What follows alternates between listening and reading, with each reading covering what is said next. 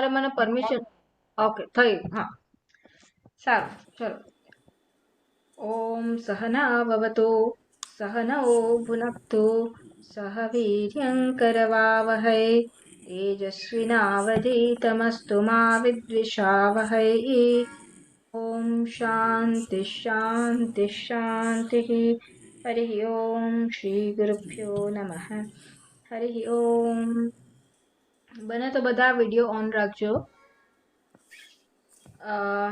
તો આપણે ત્રીજો મંત્ર જોતા હતા એનું ભાષ્યથી આપણે ચાલુ કરવાનું છે શૌનકો હવૈ મહાશાલઃ અંગિરસમ વિધિવત ઉપસન્નઃ પપ્રચ્છ કસ્મિન્નુ ભગવઃ વિજ્ઞાતે સર્વમિદં વિજ્ઞાતં ભવતિ ઇતિ તો શૌનક મુનિ આ અંગિરસ પાસે ગયા શિષ્ય તરીકે ગયા શૌનક જે મહાશાલહ એટલે ગૃહસ્થ હતા જે યજ્ઞ દાન વગેરે એક્સેટ્રા એટલે કે યથાવત એમનો ગૃહસ્થ ધર્મનું પાલન કરતા હતા એ એવા અધિકારી શિષ્ય શૌનક અંગિરસ પાસે વિધિવત જાય છે અને શરણાગતિ એમની લે છે વિધિવત અને પછી આ પ્રશ્ન પૂછે છે કયો પ્રશ્ન કસ્મિન્નુ ભગવઃ વિજ્ઞાતે સર્વમિદં વિજ્ઞાતં ભવતિ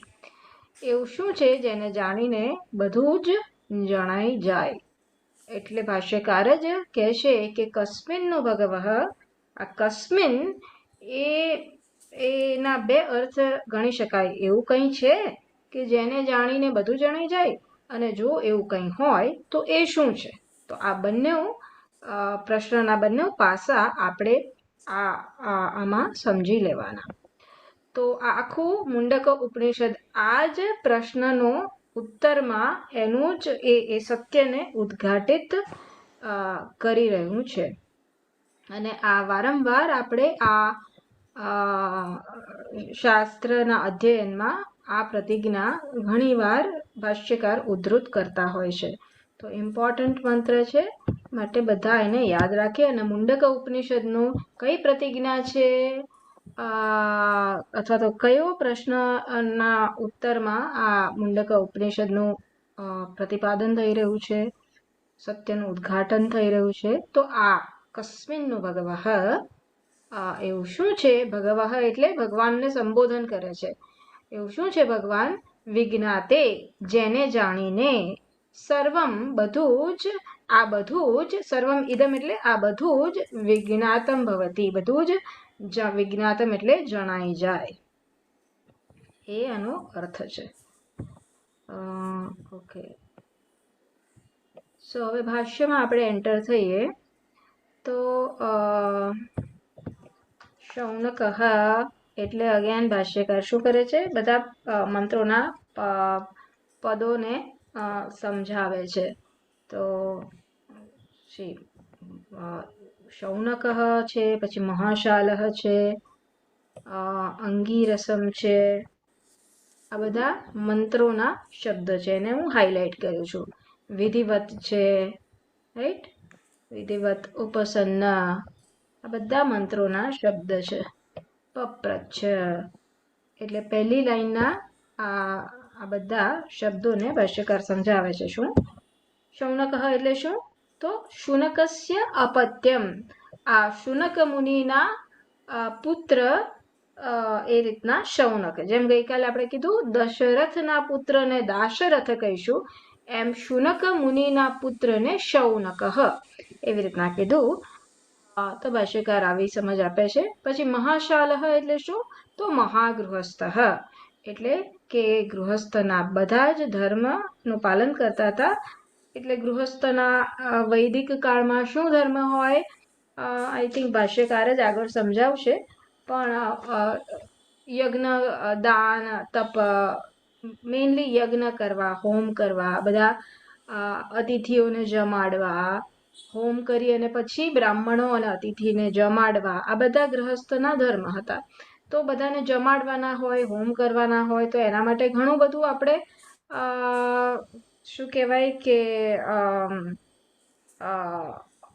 સંપત્તિ જોઈએ અને ઘણું બધું ઘરમાં અનાજ વગેરે જોઈએ. તો એ રીતના મહાશાલહ એટલે આ બધા યજ્ઞ અને અન્નદાન વગેરે કરવામાં એ સક્ષમ હતા અને પોતાનો ધર્મ નિભાવતા હતા. આ રીતના શૌનકનું વિશેષણ મહાશાલહ, મહાગૃહસ્થ એટલે કે એ યોગ્ય પ્રકારે યજ્ઞ અને દાન વગેરે એમના જીવનમાં અપનાવતા હતા. એ પ્રકારનું અહીં મંત્ર કહી રહ્યું છે અને ભાષ્યકાર એની સમજ આપે છે. અંગિરસમ એ ગુરુનું નામ છે. છેલ્લા મંત્રમાં જે આપણે ગુરુ શિષ્યની પરંપરાથી છેલ્લે અંગિરસ સુધી આવ્યા હતા અને આ મંત્રમાં કહે છે હવે કે શૌનક આ અંગિરસ મુનિને પાસે આ શિષ્ય ભાવે શરણાગતિ માટે ગયો. અંગિરસમ તો ભારદ્વાજ શિષ્ય. અંગિરસ કોણ છે? તો ભારદ્વાજના શિષ્ય જે છે એ અંગિરસ છે. અને એ આ અંગિરસમ એટલે શું અહીંયા સમજવાનું કે આ આચાર્ય પાસે ગયા. આ ભારદ્વાજના શિષ્ય પાસે તો ગયા પણ મુખ્યત્વે એ આચાર્ય પાસે ગયા એટલે શિષ્ય ભાવે એ આ આચાર્યની પાસે ગયા. વિધિવત એટલે યથા ભાષ્યકાર કહે છે યથા શાસ્ત્રમ ઇતિ એતત. જે પ્રકારે શાસ્ત્રમાં કીધું છે કે ગુરુની પાસે કેવી રીતના જવું જોઈએ તો તત્પ્રણિપાતેન પરિપ્રશ્નેન વગેરે એ પ્રકારે ભગવદ્ ગીતામાં કહ્યું છે અને જે શાસ્ત્રમાં એ પ્રકારે શું કહેવાય કે પ્રતિપાદન કરેલું છે એ વિધિ પ્રમાણે આ શૌનક મુનિ અંગિરસ પાસે ગયા. ઉપસન્ન એટલે ઉપગત સન એટલે એમની પાસે ગયા. જવું ઉપગત ભાષ્યકાર એનો બીજો શબ્દ આપે છે. પપ્રચ્છ અને પછી શું કર્યું? એમણે આ પૂછ્યું. આગળ કહે છે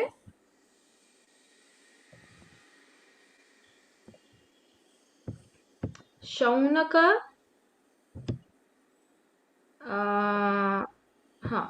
શૌનક અંગિરસોઃ સંબંધાત અર્વાગ વિધિવત વિશેષણાત ઉપસદન વિધેઃ પૂર્વેષામ અનિયમઃ ઇતિ ગમ્યતે. એટલે હવે આ એટલું બધું ઇમ્પોર્ટન્ટ નથી પણ આપણે ભાષ્યકાર સમજ આપે છે કે કદાચ શૌનક અંગિરસ પાસે આ પ્રકારે વિધિવત આવ્યા એ પહેલા કદાચ આવો શિષ્યએ ગુરુ પાસે કેવી રીતના જવું જોઈએ એ પ્રકારની વિધિનો કોઈ નિયમ કદાચ નહીં હોય અને તો આ પ્રકારે જ્યારે મંત્ર કહે છે કે શૌનક આવી રીતના વિધિ પ્રમાણે ગયા તો જાણે એક ફ્યુચર જનરેશન માટે, આવનારી જનરેશન માટે, આવનારી પરંપરા માટે એક સ્ટાન્ડર્ડ નક્કી કરે છે. એક શું કહેવાય કે એક શું છે ગુજરાતી શબ્દ, કોઈ તમારા લોકોએ મને હેલ્પ કરવું પડશે વચ્ચે વચ્ચે. સ્ટાન્ડર્ડને શું કહીશું? એક માળખું જાણે એક તૈયાર કરે છે કે હા આજ પછી એટલે જે કોઈ પણ શિષ્ય ગુરુ પાસે જાય તો આ પ્રકારે જેમ શૌનકજી ગયા અંગિરસ પાસે વિધિવત એ પ્રકારે જવું જોઈએ. એ પ્રકારનું જાણે કે માળખું ત્યાર પછી એસ્ટાબ્લિશ થયું, ત્યાં તૈયાર થયું. મર્યાદા કરણાર્થમ વિશેષણમ એનો અર્થ એ જ છે. આ વિશેષણ કેમ વાપર્યું કે આ મર્યાદા દેખાડવા માટે કે આના પહેલા નહોતું થતું, આ શૌનકજી અંગિરસ પાસે ગયા ત્યારથી થવા માંડ્યું, કાઇન્ડ ઓફ એવી રીતના. અથવા તો ભાષ્યકાર કહે છે આગળ, એટલે બહુ ઇમ્પોર્ટન્ટ નથી, ચિંતા આનો ખાલી હાર્દ લઈ લેવાનો, બરાબર. અમુક બહુ સટલ, અમુક બહુ સૂક્ષ્મ વસ્તુમાં આપણને સમજણ ના પડે તો ચાલે. એનો હાર્દ શું છે? હાર્દ એ છે કે શિષ્યએ ગુરુ પાસે કેવી રીતના જવું જોઈએ. ભાષ્યકાર સમજ આપે છે કે એ પહેલા કારણ કે ઉપનિષદ આવી રીતના વર્ણન કરે છે, વિશેષણ વાપરે છે માટે કદાચ આની પહેલા આવો નિયમ નહીં હોય એવું અત્યાર સુધી કીધું. હવે બીજી સમજ આપે છે અથવા તો મધ્ય દીપિકા ન્યાયાર્થમ વા વિશેષણ. એટલે વિશેષણ વાપર્યું એ કાં તો આ મર્યાદા દેખાડવા વાપર્યું અથવા તો મધ્ય દીપિકા ન્યાયાર્થમ આ વિશેષણ વાપર્યું. મધ્ય દીપિકા એટલે શું? 2 રૂમ હોય અને એની વચ્ચે તમારે શું કહેવાય એને જે હોય તે એને અને જૂના જમાનામાં હતું આમ એનીવેઝ એ ઉમરો રાઈટ. 2 રૂમની વચ્ચે ઉમરો હોય અને એ ઉમરા ઉપર દીવો આપણે મૂકીએ તો શું થાય? એ બંને રૂમમાં પ્રકાશ થાય. એવી રીતના આ વિશેષણ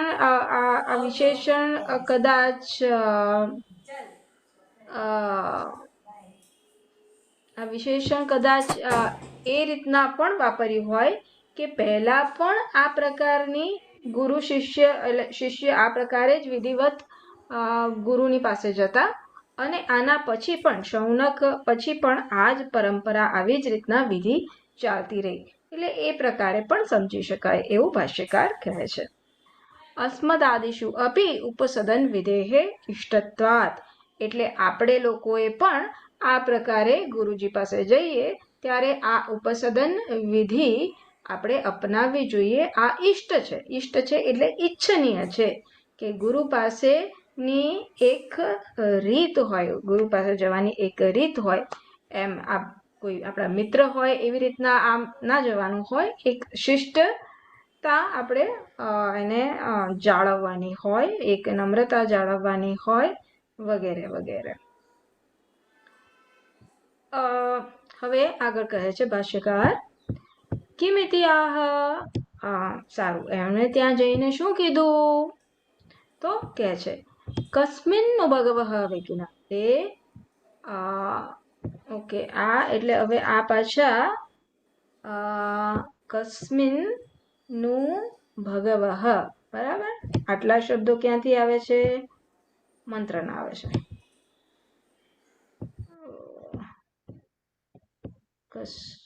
એક એક કરીને કરવું પડે છે મારે. સો કસ્મિન્નું ભગવઃ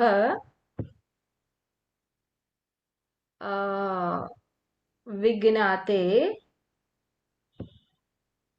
આટલું લીધું હા પહેલા. તો કસ્મિન્નો ભગવઃ વિજ્ઞાતે આ મંત્રના શબ્દ છે. તો ભાષ્યકાર પહેલા કહે છે કે આ કસ્મિન્નો ભગવઃ વિજ્ઞાતેમાં જે નું શબ્દ છે એ નું શું છે? તો ભાષ્યકાર કહે છે નું ઇતિ વિતર્કે.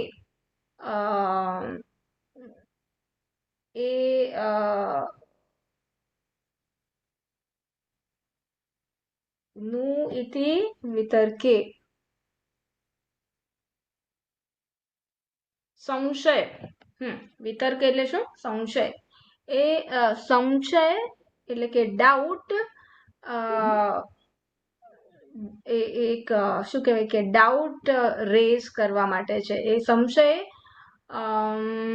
દેખાડે છે કે પ્રશ્ન કરનારના મનમાં એક સંશય છે કે આવું છે કે નહીં. તો એ સંશય છે એ દેખાડવા માટે આ સંસ્કૃતમાં નું શબ્દનો વિતર્કનો એટલે કે સંશયનો સંશય પ્રસ્તુત કરે છે, પ્રગટ કરે છે, એનો ભાવ પ્રગટ કરે છે. ભગવઃ મંત્રનો શબ્દ ભાષ્યકાર કહે છે ભગવઃ એટલે હે ભગવન એવું સમજવાનું. હવે આવું કેમ કહેવું પડે છે?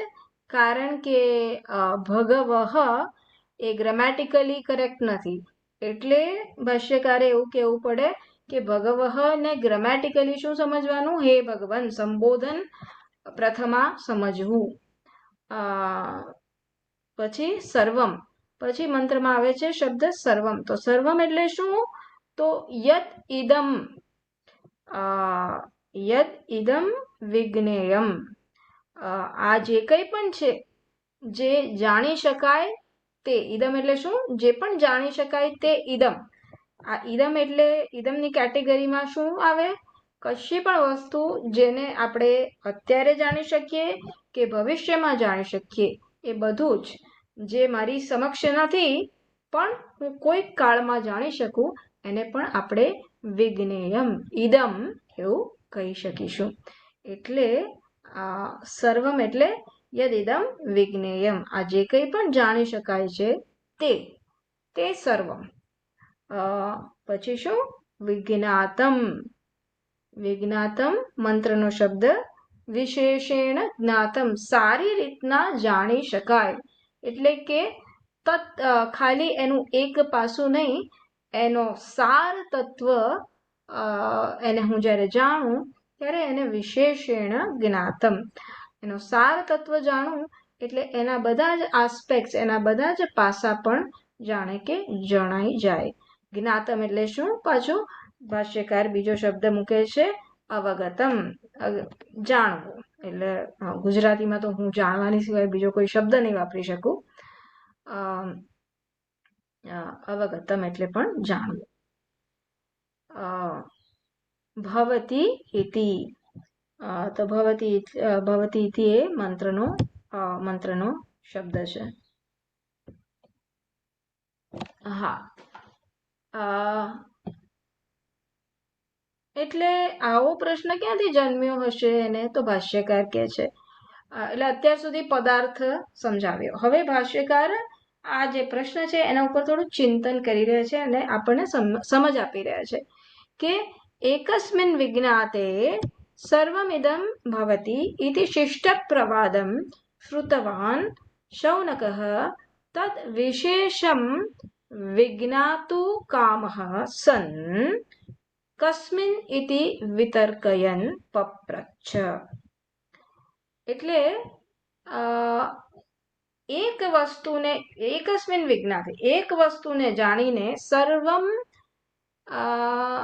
ઇદમ સર્વવિદ ભવતિ, એક વસ્તુને જાણવાથી સર્વવિદ ભવતિ, સર્વવિદ છે બરાબર, એક વસ્તુને જાણવાથી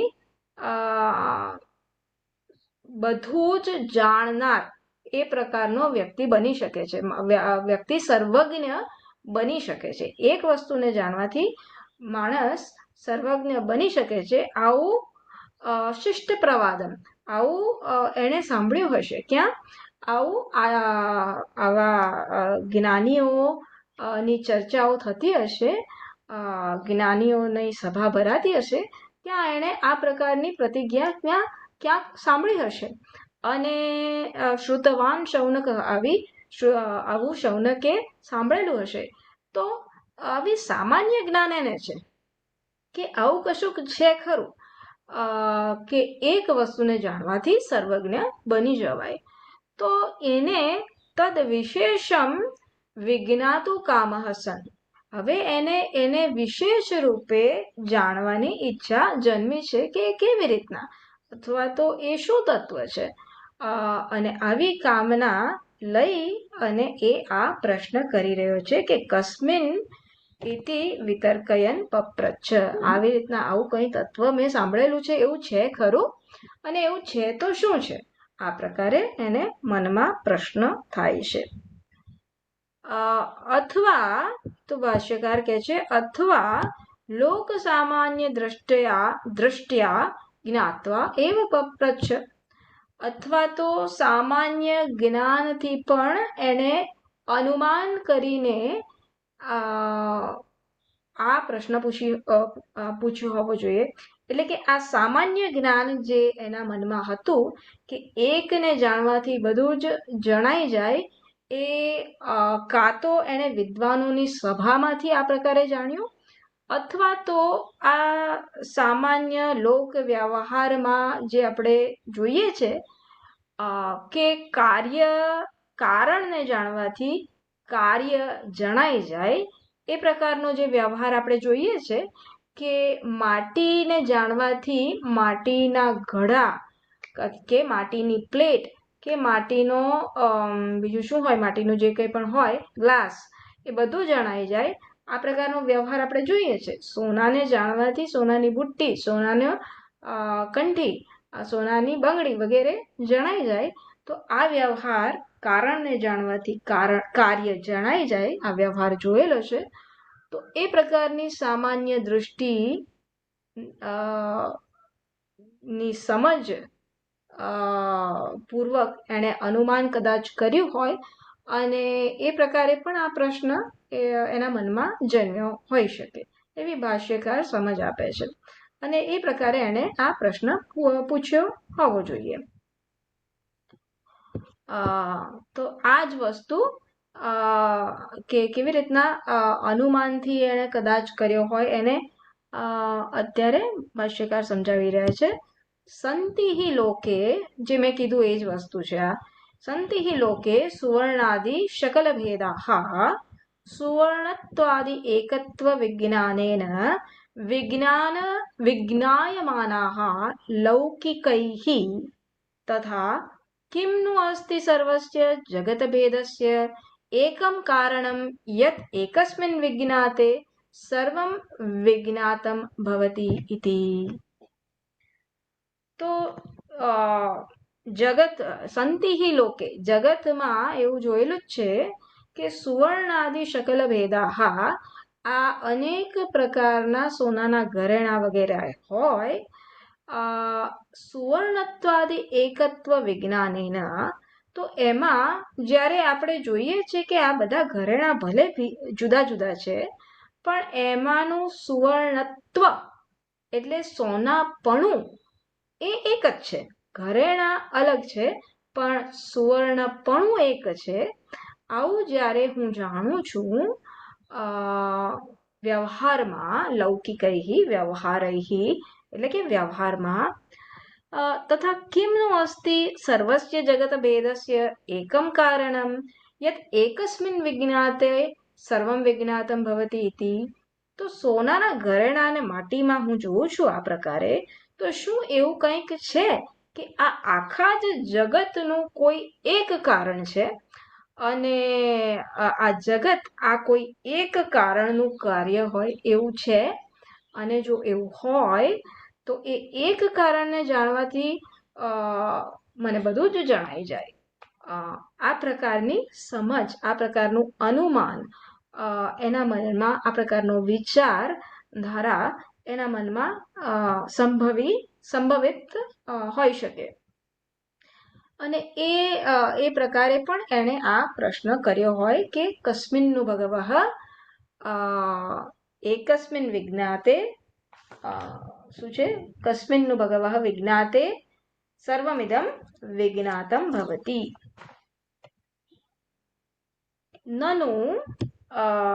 નનુ અવિદિતેઃ કસ્મિન ઇતિ પ્રશ્નઃ અનુપપન્નઃ. તો પહેલા તો આટલું લઈ લઈએ. તો નનુ કે ત્યારે શું સમજવાનું? લગભગ, બરાબર. જ્યારે નનુ શબ્દ તમે સાંભળો તો કોઈ કે ઓપોઝિશન લીધો છે, એટલે કોઈ કે એને ઓપોઝિશનને શું કહીશું ગુજરાતીમાં? પૂર્વ પક્ષ, જેને આપણે કહીએ, કોઈ પક્ષ એને વિરોધ એનો નોંધ્યો છે કે ના તમે જે કહો છો ભાષ્યકાર, અમે એનાથી સંમત નથી, એ પ્રકારનો એમનો વિરોધ નોંધે છે. એટલે નનુ કે એટલે આ કોઈક વિરોધ પક્ષ સામે ઊભો છે એવું સમજવાનું. લગભગ કોક વખત નનુ એટલે એ પૂર્વ પક્ષ ના પણ હોય, પણ 80% ઓફ ટાઈમ તમારે એવું હશે. એ તો સ્વામીજી મહારાજ સમજાવશે એમ આપણને ખ્યાલ આવશે જ, પણ અહીં પૂર્વ પક્ષ છે, એક વિરોધ પક્ષ છે. શું કહે છે? અવિદિતે, જે વસ્તુ હું જાણતો નથી એના વિશે હું કસ્મિન નીતિ પ્રશ્ન, એવી એ વસ્તુ શું છે એ હું કેવી રીતના પ્રશ્ન પૂછી શકું? મને કશીક વસ્તુ ખબર હોય, મેં જોઈ હોય તો એના વિશે હું પ્રશ્ન પૂછી શકું. મેં વસ્તુ જોઈ જ નથી, મેં બ્રહ્મને જોયું જ નથી, મેં ઈશ્વરને જોયો જ નથી, તો એના વિશે હું પ્રશ્ન કેમ ન કરીશ? એટલે પ્રશ્ન કરતા એવું કહે છે કે આ તમારો પ્રશ્ન, કે શિષ્યનો પ્રશ્ન અસ્થાને છે કે આ કસ્મિન ઇતિ પ્રશ્ન કેવી રીતના પૂછે છે. એ જ વસ્તુ સમજાવે છે. પ્રશ્ન એના પાછળનું બેકગ્રાઉન્ડ સમજાવે છે. પ્રશ્ન કરતા જ વિરોધ પક્ષ જ એ સમજાવે છે. કિમ અસ્તિ તદ ઇતિ તદા પ્રશ્ન યુક્ત. આવી કોઈ વસ્તુ છે, જો એવું જ્ઞાન એને હોય અને પછી એ પ્રશ્ન પૂછે તો એ બરાબર છે. પણ એ વસ્તુ છે કે નહીં એ જ એને જ્યારે ખબર નથી તો એ એના વિશે પ્રશ્ન કેવી રીતના પૂછી શકે? સિદ્ધેહિ અસ્તિત્વે કસ્મિન ઇતિ સ્યાત. એ વસ્તુ સિદ્ધ એકવાર થઈ હોય પછી એના વિશે પ્રશ્ન પૂછી શકો કે હા એ વસ્તુ કઈ છે, એ વસ્તુ છે કે નહીં એક્સેટ્રા, એ પછી પૂછી શકો. યથા કસ્મિન નિધેયમ. જેમ કોઈ કદાચ તમને ખબર હોય ક્યાંક કશોક કોઈ નિધિ એટલે કે શું કહેવાય,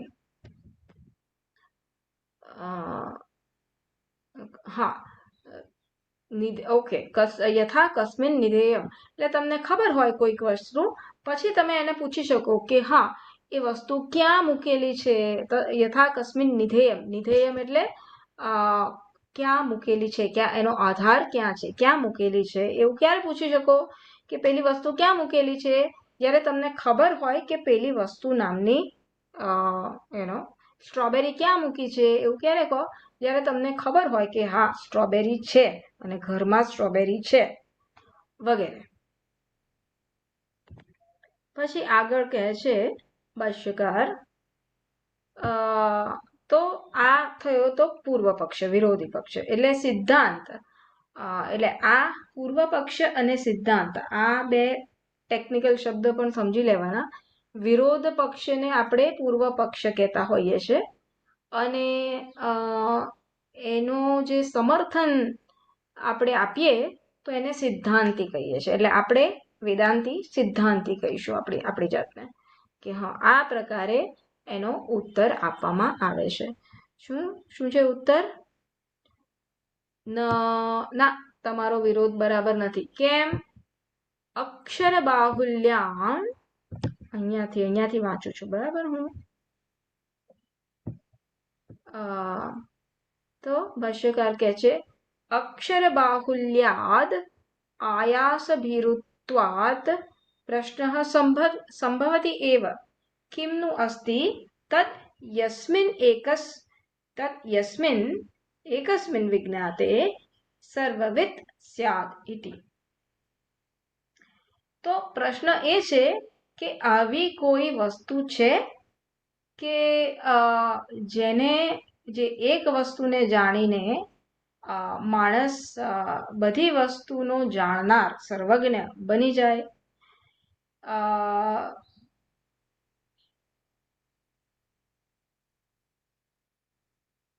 બરો હું આનું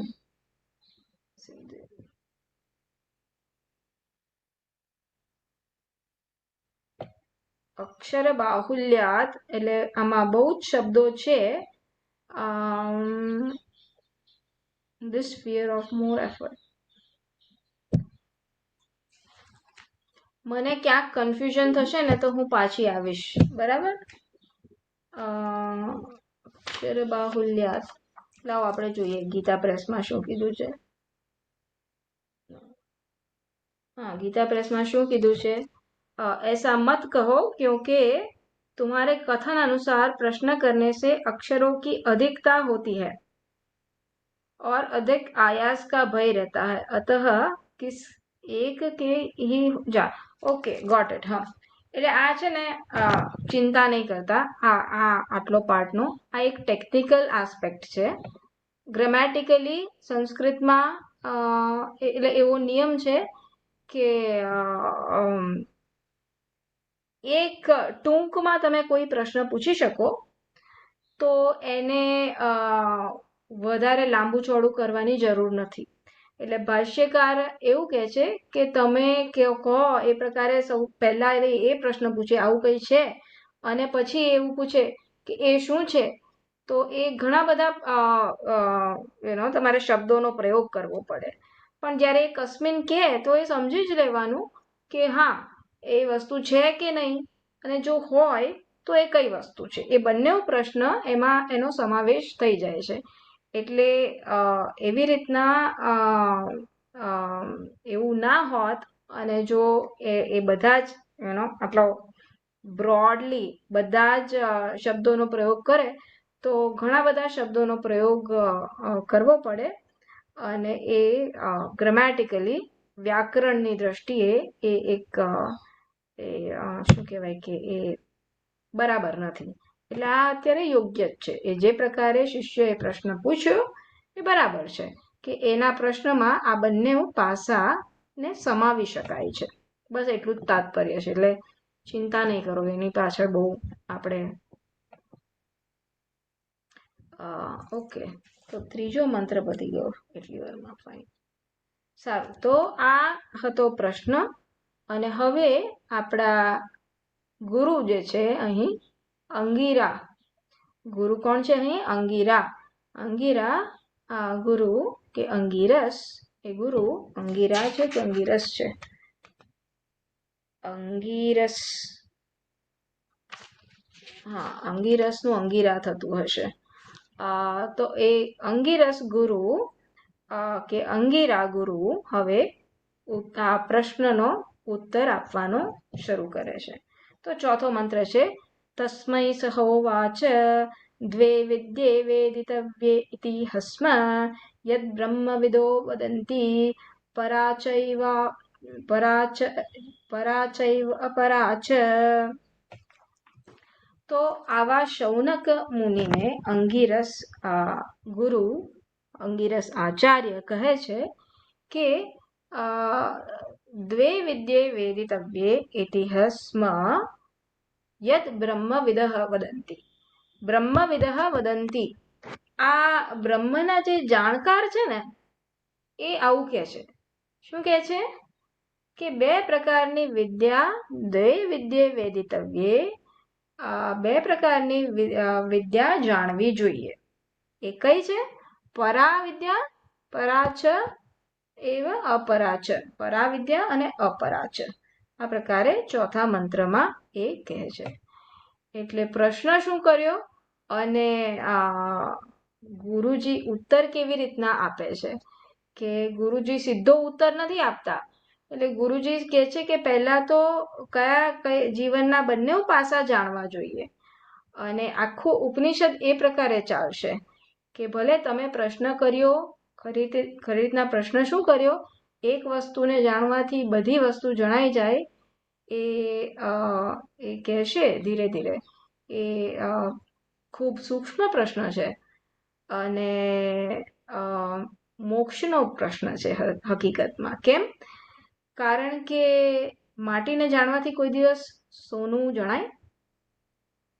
કોઈ એક વસ્તુ જાણવાથી બીજી વસ્તુ જાણી શકાય?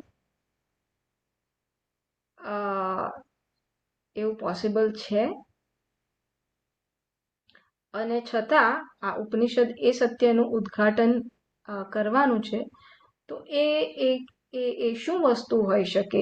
એવી વસ્તુ ધારે કે હોય તો સાચે જ એવું હોય કે એક વસ્તુ બધાનું કારણ બની શકે? માટી સોનાનું કારણ હોઈ શકે? સોનું માટીનું કારણ હોઈ શકે? ધારે કે હોય તો શું સમજવાનું?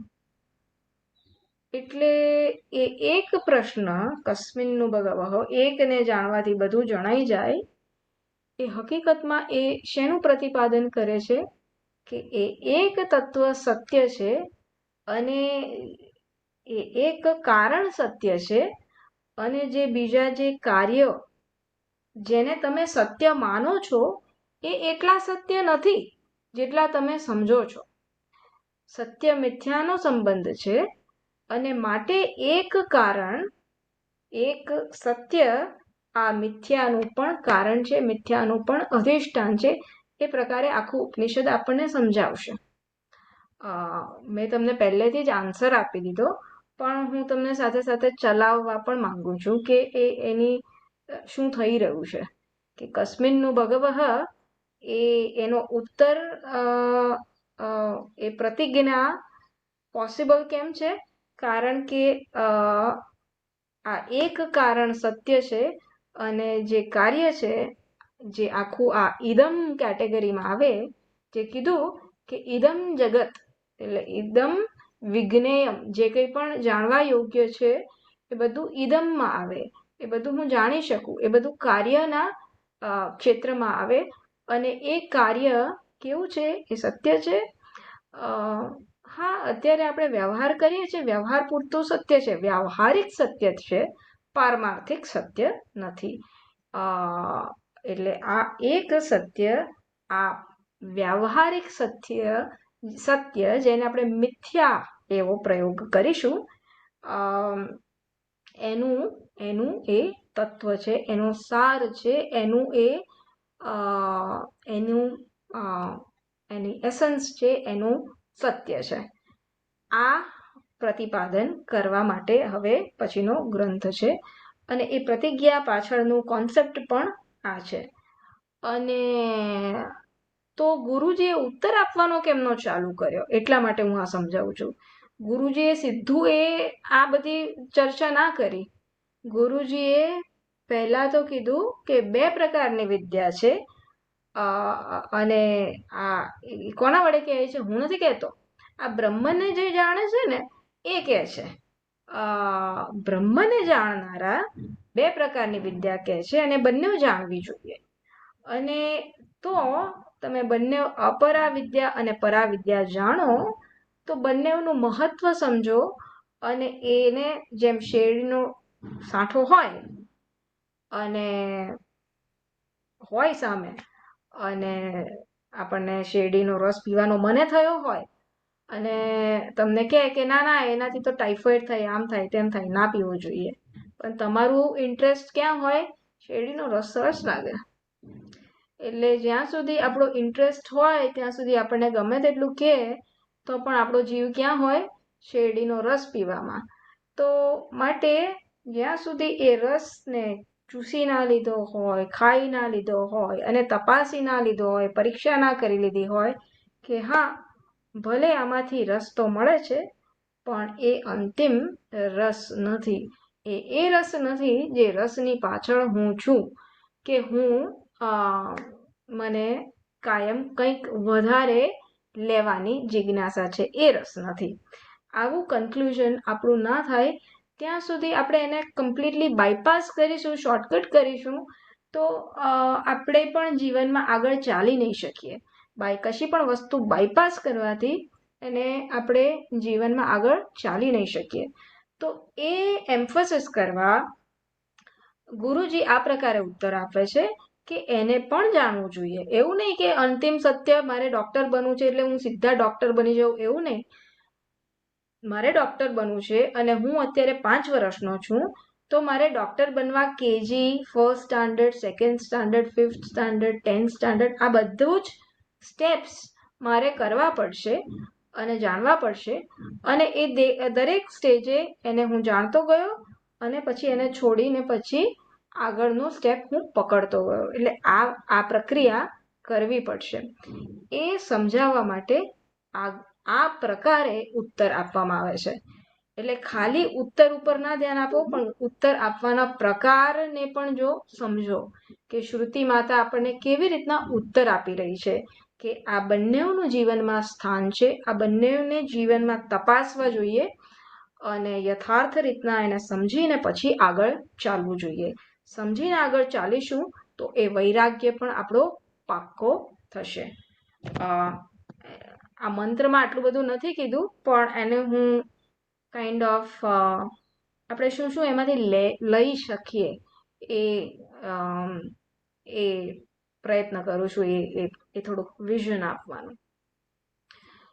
તો આ પ્રકારે કહે છે કે આ પ્રકારે બંને વિદ્યા જાણવી જોઈએ. આગળ કહે છે તો તસ્મય ક્યાંથી આવે છે? તસ્મય મંત્રમાંથી આવે છે, સહ મંત્રમાંથી આવે છે, હ મંત્રમાંથી આવે છે, ઉવાચ. હ અને ઉવાચ બનીને હોવાચ થાય છે. હોવાચ શું છે? સંધિ છે. હ અને ઉવાચની સંધિ થાય છે હોવાચ, બરાબર. એટલે એ તસ્મય એટલે કસ્મય, એને, તસ્મય એટલે એને, તો કોને? તો શૌનકાય. તો એ શૌનક શિષ્યને સહ, સહ એટલે કોણ? એ ગુરુજી. કયા ગુરુજી? અંગિરાહા. આ અંગિરસ ગુરુ છે એમણે. અહ એટલે એ ખાલી એક અવ્યય છે, એમણે સાચે જ આ પ્રકારે કીધું. આ હકીકતમાં આ પ્રકારની એક ઘટના બની હતી, એના માટે પણ ઘણીવાર આ હ એ પ્રકારનો શબ્દ પ્રયોગ સંસ્કૃતમાં કરવામાં આવે છે. ઉવાચ, આ પ્રકારે કહ્યું. શું કહ્યું? કિમિતિ, શું કહ્યું? તો કહે છે ઉચ્યતે, તો કહે છે દ્વે વિદ્યે, દ્વે વિદ્યે એ ક્યાંથી આવે છે? મંત્રમાંથી. એટલે એને હાઇલાઇટ કર્યું છે. આમાં તો બહુ જો કે બહુ જાણવા જેવું કંઈ છે નહીં. દ્વે વિદ્યે વેદિતવ્ય, બે વિદ્યા જાણવી જોઈએ, એટલે જ્ઞાતવ્ય. એટલે વેદિતવ્યનો એક બીજો શબ્દ ભાષ્યકાર આપ્યો, જ્ઞાતવ્ય, જાણવી જોઈએ. એ કઈ છે? એવમ હ સ્મ કિલ યત બ્રહ્મવિદ, એવમ હ સ્મ કિલ યત બ્રહ્મવિદઃ વેદાર્થ અભિજ્ઞાઃ પરમાર્થદર્શિનઃ વદંતિ. આવું કોણ કહે છે? તો આવું જે બ્રહ્મને જાણનારો છે, બ્રહ્મવિદ, યત બ્રહ્મવિદઃ, જે બ્રહ્મને જાણનારાઓ છે, બ્રહ્મને જાણનારાઓ એટલે કોણ? બ્રહ્મવિદઃ આ મંત્રમાંથી આવે છે. યત અને આ બ્રહ્મ મંત્રમાંથી આવે છે. બ્રહ્મવિદઃ એટલે વેદો, વેદ અર્થ અભિજ્ઞાઃ, વેદનું અર્થ અથવા તો વેદનું જે તાત્પર્ય છે, અભિજ્ઞાઃ એને જે સારી રીતના જાણે છે, એને બ્રહ્મવિદ કીધું. એટલે કે શું? બીજો અર્થ આપ્યો. પરમાર્થદર્શિનઃ, જેને પારમાર્થિક સત્ય શું છે એનું દર્શન છે, એવા જ્ઞાની મહાત્માઓ, એને બ્રહ્મવિદ કહ્યું. એવા જ્ઞાની મહાત્માઓ વદંતી, એવા જ્ઞાની મહાત્માઓ વદંતી કહે છે. શું કહે છે? કે તે ઇત્યાહ પરાચ પરમાત્મ વિદ્યા અપરાચ ધર્મ અધર્મ સાધન તત્ફલ વિષયા. તો એ લોકો શું કહે છે? તો કહે છે પરાચ પરમાત્મ વિદ્યા. આ જે પરાવિદ્યા છે એ શું છે? પરમાત્માને લગતી વિદ્યા, પરમાત્માનું પ્રતિપાદન કરે એ પ્રકારની વિદ્યા, પરમ સત્યનું પ્રતિપાદન કરે ની ઓળખ આપે એ વિદ્યા, એ પરાવિદ્યા કહેવાય. અને અપરા શું છે?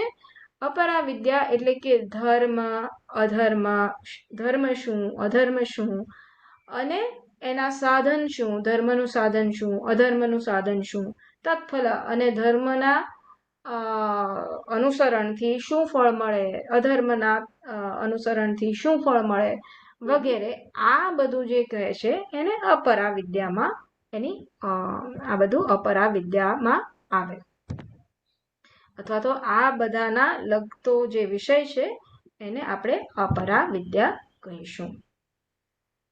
આગળ કહે છે ભાષ્યકાર,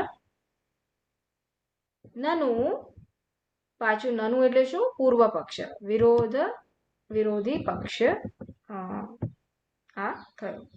તો નનુ કસ્મિન વિદિતે સર્વવિદ ભવતિ ઇતિ શૌનકેન પૃષ્ટમ, તસ્મિન વક્તવ્યે અપૃષ્ટમ આહ અંગિરાહ દ્વે વિદ્યે ઇત્યાદિ.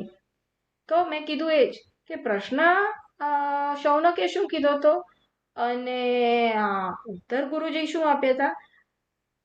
શૌનકે શું પૂછ્યું હતું કે એકને જાણવાથી સર્વ જણાઈ જાય એવું કશું છે, અને એવું છે તો શું છે? અને ગુરુજી શું જવાબ આપે છે? બે વિદ્યા જાણવી જોઈએ. તો હવે આ રામ રામ કપાસિયા જેવું કેમ થાય છે? એ વિરોધ છે અત્યારે, બરાબર. તો આગળ આગળ કે છે ન એષ દોષ, આ દોષ નથી. સિદ્ધાંતિ કહે છે ન એષ દોષ ક્રમ અપેક્ષા પ્રતિવચનસ્ય, આ દોષ નથી કારણ કે જેની ઓળખ આપવાની છે એ સૂક્ષ્મ તત્વ છે અને ક્રમ અપેક્ષિતવાદ એટલે આ જે પ્રકારે ગુરુજીએ એનો ઉત્તર આપવો જોઈએ એ આ પ્રકારના ક્રમની અપેક્ષા રાખે છે કે એને હું પહેલા આ અપરાવિદ્યાની સમજ આપું, પછી એની બુદ્ધિ થોડી સૂક્ષ્મ થાય અને એ પરાવિદ્યાને સમજવા માટે સક્ષમ બને.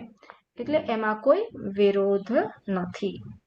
આગળ કહે છે अपराहि विद्या अविद्या सा निराकर्तव्या तद विषये ही विदिते न किंचित तत्वतः विदितं स्यात् इति निराकृत्य ही पूर्वपक्षं पश्चात सिद्धांतः वक्तव्यः इति न्यायात्. तो पहला आटलू जोई लईए. अपराहि विद्या अविद्या એટલે આ અપરા વિદ્યા શું છે? એ અવિદ્યા છે. એટલે જેને આપણે અજ્ઞાન કહીએ છીએ અથવા તો યથાર્થ જ્ઞાન નથી, એ અપરા વિદ્યા છે. તો પહેલા તો હું જો મારા મનમાં કશાક વિશે જ્ઞાન હોય પણ એ શુદ્ધ જ્ઞાન ના હોય, એ બ્રહ્મ સહિતનું જ્ઞાન હોય, તો પહેલો તો મારે એ બ્રહ્મને નિવૃત્ત કરવો પડે, પછી એ વસ્તુની મારે ઓળખ આપવી પડે. જેમ કે રજ્જુને હું સર્પ તરીકે જોતો હોઉં બ્રહ્મથી, તો પહેલું તો મારે એ બ્રહ્મને હટાવવો પડે અને પછી મને કોઈને કહેવું પડે કે ના તું જેને સર્પ માનતો હતો એ સર્પ નથી, એ તો વાસ્તવમાં રજ્જુ છે. આ પ્રકારે આપણે પણ જગતમાં વસ્તુઓની જે ઓળખ હોય છે એ આ અવિદ્યા સાથેની હોય છે અને માટે અપરાવિદ્યા હિ અવિદ્યા, અપરાવિદ્યા એટલે આ અવિદ્યા છે. સા નિરાકર્તવ્ય, એને પહેલી તો એનું નિરાકર્તવ્ય એટલે એનું નિવારણ થવું જોઈએ, એને કાઢવી જોઈએ, એને ખસેડવી જોઈએ. તદ વિષય હિ વિદિતે ન કિંચિત તત્વતઃ વિદિતમ સ્યાદ ઇતિ. એનું નિરાકરણ કર્યા પછી જ તમે જે તત્વ છે જેને જાણવાનું છે એનું પ્રતિપાદન તમે કરી શકો.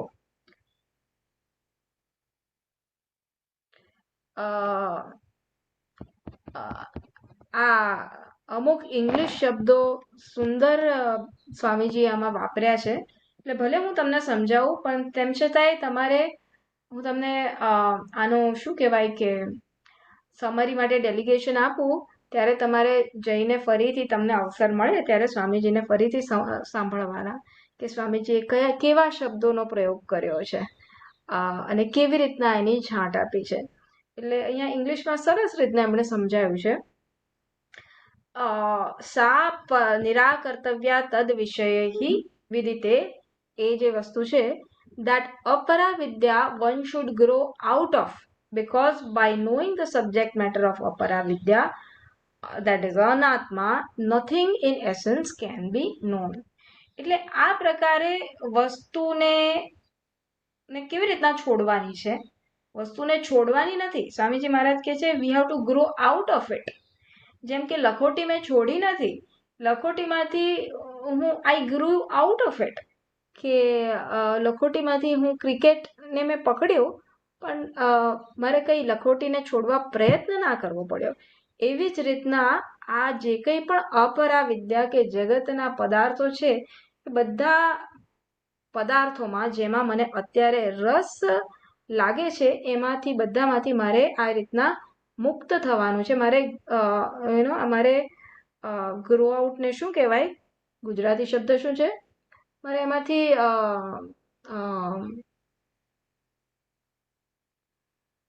ગ્રો આઉટને શું કહીશું?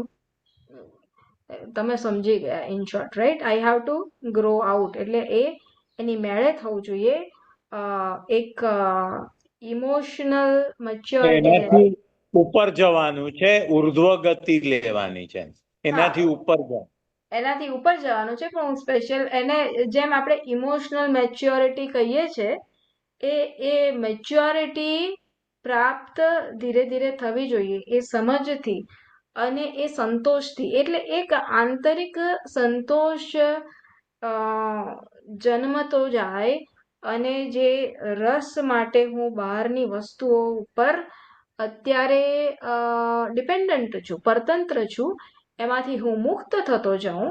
કારણ કે હવે હું મારાથી જ, મારી જોડે જ હું બેસી શકું છું, અને તો ધીરે ધીરે હું આ જીવનમાં અનેક જરૂરિયાતથી ધીરે ધીરે મુક્ત થતો જાઉં, અને એ રીતના એનો રસ લઈ શકું, પણ એના રસ માટે પરતંત્ર ના બનું. આ પ્રકારે મારો એક ગ્રોથ થાય, અને એ રીતના હું આ અપરા વિદ્યામાંથી હું મુક્ત થતો જાઉં. એટલે હા, આપણને જ્ઞાન આપણો ભ્રમ તો દૂર કરશે, પણ સાથે સાથે વ્યવહારમાં આપણે આ પ્રકારે ચાલવું પડશે. અને સ્વામીજી આને બહુ જ મહત્વ આપતા હોય છે, આવા સ્વામીજીના બધા જ પ્રવચનોમાં. એટલે આ ખાસ એક નોંધ મારે કરવી હતી. એટલે અપરા વિદ્યા શેના વિશેની વિદ્યા છે? હું સિવાયની જે પણ વસ્તુ છે, એટલે કે અનાત્માને લગતી આ વિદ્યા છે. એને જાણીને હું સંતોષ નહીં પામી શકું. આવું જીવનમાં હું ધીરે ધીરે જોઉં, તપાસું. અને એવું ક્યારે જોઈ શકું, તપાસી શકું? જ્યારે મને કોઈ એ પ્રકારે દેખાડે ને. માટે અપરા વિદ્યાનું વિવરણ પણ થવું જોઈએ. તો શ્રુતિ માતા જ્યારે મને એનું વિવરણ કરાવે, અને ત્યારે હું શ્રુતિ માતાની જે દેખાડે છે એમ જોઈ શકું કે હા, હું અત્યાર સુધી ખૂબ ફર્યો, પણ મને સંતોષ ના મળ્યો.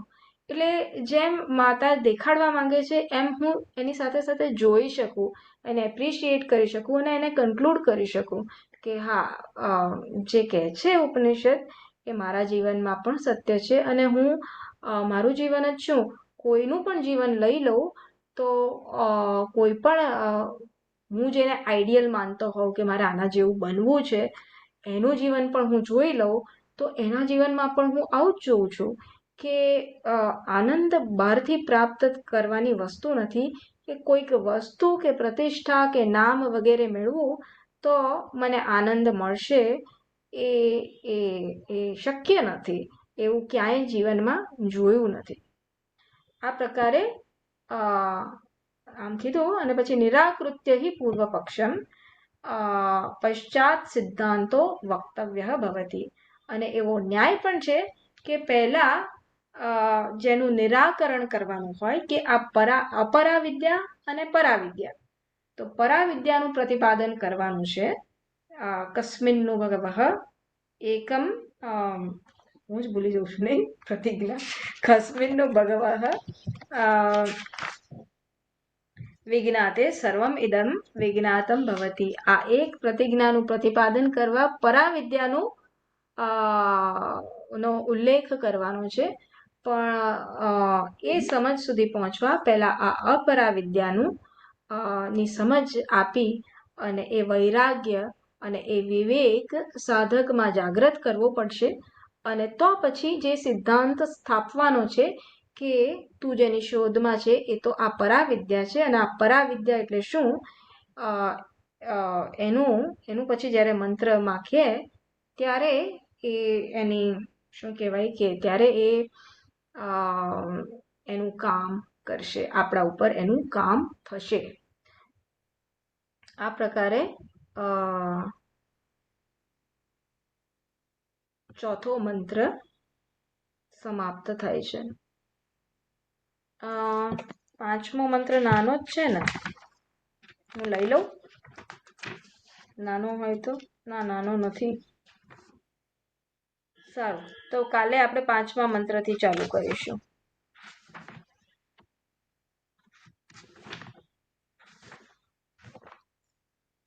કાલે કાલે 5મા મંત્રથી ચાલુ કરીશું અને લગભગ પ્રયત્ન હું એવું કરીશ કે આ શુક્રવાર સુધી આપણે આ કમ્પ્લીટ કરીએ.